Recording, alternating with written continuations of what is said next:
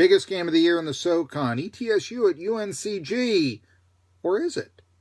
Hi everyone, I'm Marky Billson, and historically speaking, this has been the rivalry of the up-and-coming Southern Conference men's basketball seasons, or, recent history in the SoCon. The Spartans and Buccaneers. These two teams have won 3 of the last 4 Southern Conference championships. They have played for the Southern Conference championship. One or the other has, and sometimes both, in the last 5 seasons, dating back to, what was it, I guess 2016? Yeah, that's the last 5 seasons. So there's been a lot of success with these two programs. They've split their last 12 games. Now, the Spartans have taken 6 of the last 10, but then again, the Buccaneers won the last 2.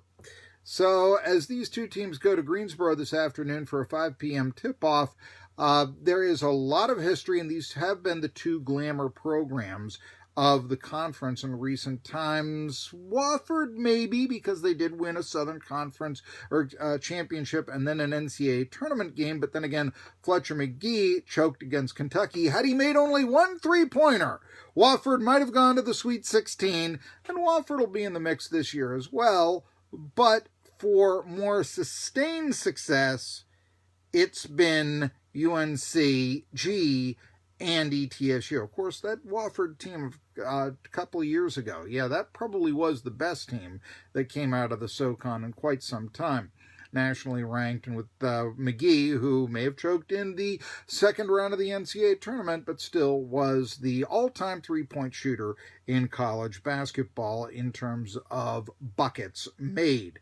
But this is a different Southern Conference. Heck, it's a different rivalry. Although I have stated that in recent times, UNCG has replaced Chattanooga as the Buccaneers' main rival. I mean, geographically, they're the same distance apart. I know it's more of a hazardous trip, or at least of a tougher drive going through 321 than is the interstates to Kentucky, or not Kentucky, but Chattanooga.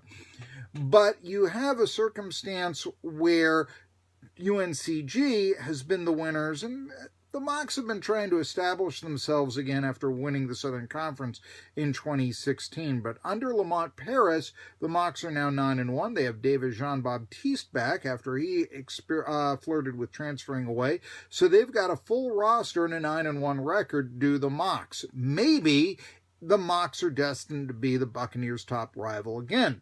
Or maybe the Mocs and Furman Paladins playing earlier this week. Maybe that's the glamour game of the week in the SoCon, or of the season so far, so to speak. Furman handing Chattanooga their first defeat, but these are two teams, 9-1 Chattanooga, 7-3 Furman, that figure to be in the mix. Quite frankly, and I know it's a cliche, but on any given day this year in the SoCon, anything can happen.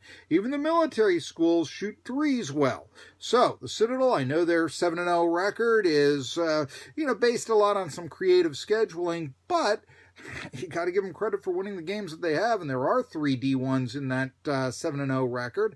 So, again, the Citadel, they handed a couple of years ago ETSU a defeat that sent them into turmoil when it looked like ETSU was going to win the Southern Conference. Instead, they collapsed a couple of years ago. That began with a loss to the Citadel. Who knows what Duggar Baucham's team is capable of? Is it capable of an NCAA tournament? Probably not.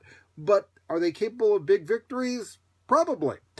Mercer, 7-2. They've defeated Georgia Tech. I mean, this is a very exciting conference to watch. And what about Samford? Getting a couple of players back from redshirt. And what happens? They now have a 7-2 record. Included is the only loss that Belmont has suffered all season long. And the Bulldogs nearly beat another group of Bulldogs, the Georgia Bulldogs, before losing by 4 earlier this season. Samford led Georgia for most of the way before falling short in the final 2 minutes. So this is a very competitive SoCon this season. Should be a competitive game in Greensboro tonight. But neither team, ETSU or UNCG, have shot very well. And that's a reason why the conference, again, is so wide open. I mean, ETSU, yes, they come off an 8-point victory against Western Carolina, a good Western Carolina team with a 7-3 record, but still ETSU is only 5-4, and it's buoyed by a couple of victories over tomato cans from the D2 levels. Meanwhile, UNCG, not the dominant team they once were, despite the fact they have the league's best player in Isaiah Miller, reigning player of the year in the SoCon. He flirted with the NBA draft, decided, maybe not, but his production has gone down the last 3 games. So neither of these two teams have played all that well, despite the fact they do have winning records, but you get the idea that their lofty status at the top of the Southern Conference might be ripe for the picking. So as must-win as early regular season Southern Conference basketball can be, yeah, it kind of has that feel. More on that in a little bit. Here's what to look for when you watch the game this afternoon. For ETSU, who starts at point guard? Now, Sorrell Smith Jr. got his first start when David Sloan was suspended, disciplinary reasons, that sort of thing, against Western Carolina. I think that Smith has more upside potential than Sloan. He's a little bit younger. I think he's a little bit better prospect and all this. Now, whether or not Sloan comes back from suspension, that's a game-time decision, according to new ETSU head coach Jason Shea. I think that's a bad decision. I think he's got to make his call whether or not Sloan is going to play or not. I think the fact that Sloan, 90 minutes before game time against Western Carolina, was shooting baskets with the team, and then all of a sudden he's on street clothes on the bench and unannounced. Oh, now it's Smith. Who's playing point guard? You've got to know. This is like not knowing who your quarterback is going to be. And if they know internally and they're not giving it publicly, that's bad branding. And you're not fooling anyone, because you didn't fool Western Carolina, because you came out and you were losing by 5 points at halftime with the new point guard, as everyone's trying to figure out what's going on here. So, it's about what you do. It's not about what the other team does or trying to deceive them or anything like that. You've got to let the players know where they stand, and it's a good idea for the fans to know where the players stand and the media to know where the players stand, and I have absolutely no question within the team. So, this is a rookie mistake by Jason Shea saying, it's a game-time decision. What it sounds like to me is that he'd like to go to Smith instead of the veteran Sloan. Smith, the freshman Sloan, the transfer from Kansas State. But here's the deal. If Sloan doesn't suit up for the second straight game, you're now missing UNCG on the road. You're now not playing your starting point guard against Isaiah Miller and company. What does that say about Sloan going forward? That must have been a pretty big disciplinary violation he made. And also it says that you're changing point guards. You want to go with Smith. You think he has more upside potential than a guy who couldn't average 20 minutes last year at Kansas State. That being said, if it's Sloan, then, the suspension was much to do about nothing, I suppose, and all this. Anyway, but as a game of this magnitude, if Sloan continues to sit and Smith is the point guard, Smith's the point guard for the rest of the way out. You got to figure that.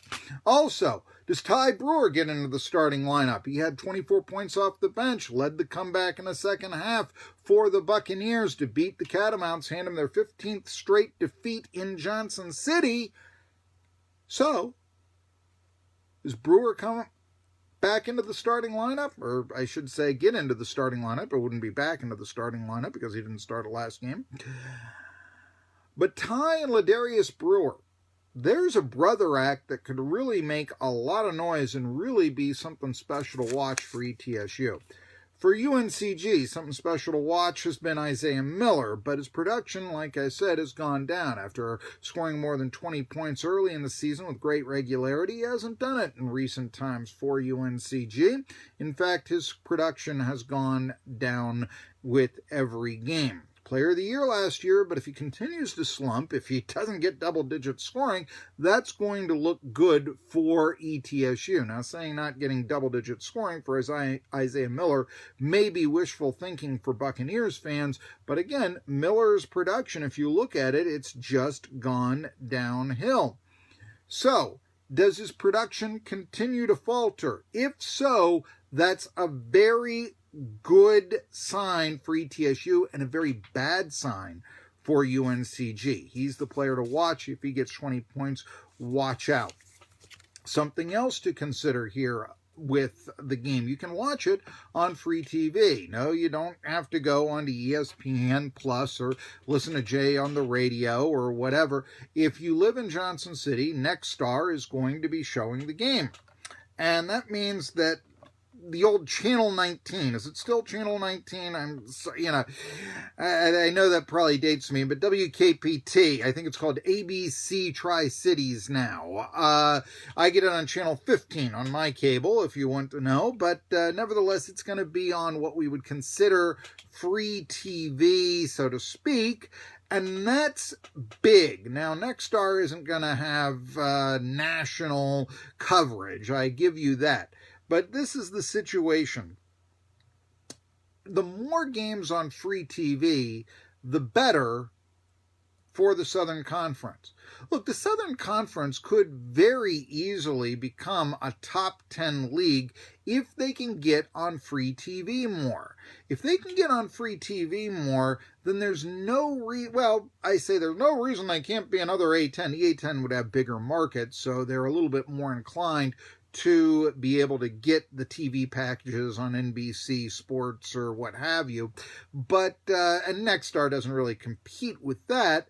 But the more games not on an ESPN Plus and the more games on an ESPN, the more games that are on, say, mainstream TV, the better for the Southern Conference. There's no question about that. And if they can get more TV exposure, yes, this can become a two-bid league. This can become another A10. So instead of losing Davidson after so many years in the SoCon to the A10, who knows, where the Southern Conference can go. Last thing to consider, what's at stake. And it really is the prestige of the two programs. Consider UNCG head coach Wes Miller. Now, he's a 6.5-point favorite today against ETSU. Yes, Spartans favored by 6.5. But all he has to do is look down 421 and he sees his old rival, Steve Forbes, making more money at Wake Forest and really standing in his shadow. Now, consider the perception of the hierarchy of these two programs, which stand right now about even Steven, considering the competitiveness that they've had these last few seasons. But if Forbes' former assistant, Jason Shea, beats Wes Miller in this game with a brand new team, whereas Isaiah Miller,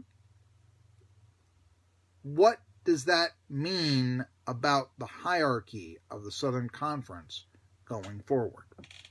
I ask you to like my channel, hit the button there on YouTube, and if you are reading along on Medium, or if you subscribe to Medium, I'd like you to follow me on there. But subscribe to my YouTube channel, hit the button, and until next time, I'm Marky Billson giving you the best analysis of ETSU anywhere.